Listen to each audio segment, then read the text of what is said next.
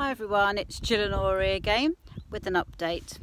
There was a few things I forgot to mention on my little story about Gates a couple of months ago, so I'd like to just update that. First of all, after Event 201 on the 18th of October in 2019, what would happen if there was going to be a pandemic. In March on the 21st, this year of 2020, this virus was downgraded from an HCID, which is a high consequence infectious disease.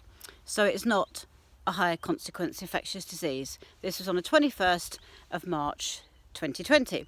2 days later, our Prime Minister put us on lockup. Interesting for something that's not an HCID.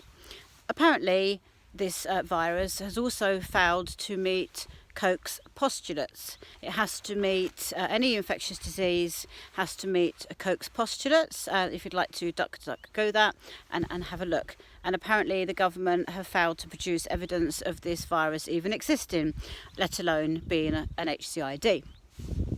And since then, we've seen the world turn into a place which, quite frankly, every day we feel like we're waking up and in a movie of cross between Hot Fuzz and Shaun of the Dead. People seem to be walking around like zombies, so full of fear rather than love, and believing every single word the government and propaganda arms, i.e. the BBC, have been telling them. This is a shame. I think this is a time for us to come together, to stop calling people sheeple, which myself I'm guilty of. I apologise, and those of us that have done some critical thinking about this whole farce of a situation. Here in Wales, things are a little bit more relaxed than you poor folk in England, but well done everyone for standing up and going into places without wearing a face nappy. As you know, these can cause hypoxia, hypercania, and basically you're breathing in your own bacteria, and they have zilch effect anyway of stopping any virus from entering you. So here we go. It's a time for us to come together in love. It's a time to be united. There's a great phrase, divided we fall, united we stand.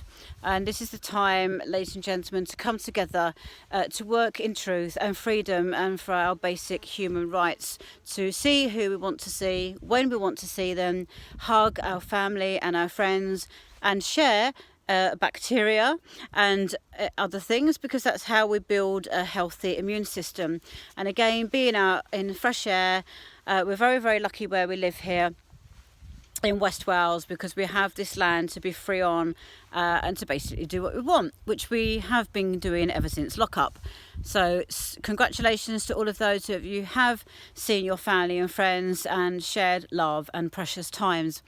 There have been many times basically when I have wept for humanity. I have wept for the children growing up into this dystopian, draconian rules and regulations world. It is a time just to unite in love. Love is the greatest power. Love is the greatest force. It cannot be destroyed. So let's stop arguing and bickering amongst ourselves, whether you're mask, I said the word, or anti-mask, vaccine, anti-vaccine, which will definitely not be going down that route. Thank you very much, Mr. Gates. A time to come together and stand up and be counted. This is humanity at risk here. This is the planet as we know it, a wonderful animal kingdom, nature. Let's live off the land and eat fruit and vegetables that we've grown ourselves. Live amongst the animal kingdom with respect and just go forward. There seems to be many more people waking up to what's really, really going on, and Agenda 21, what it really, really means. On paper, it sounds wonderful, but it's not. We want to live in the country and to continue to do so with Mother Nature. I'm seriously considering building a community here. We've got 6 acres of land, so people can just come and live and help us with the land. There's quite a lot of it, and with the animals, and encourage children to grow up in a place of love. a place of freedom and a place where they can think for themselves and just to be free. If anyone's interested, please email me through evasretreat.co.uk and come and share time in this precious place. It is a place to be shared. It is a place for freedom.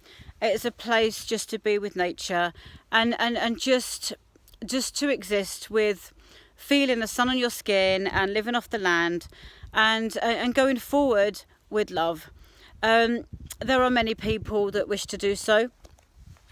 So let's build a community of like-minded people, whether you're good at DIY, we need a bit of help with that, or help with land, help with growing vegetables, and then in living on the land, just to be free and to have a community of like-minded people where we all pull our weight, we all live in freedom, we live in truth, and above all, we live in love. God bless you.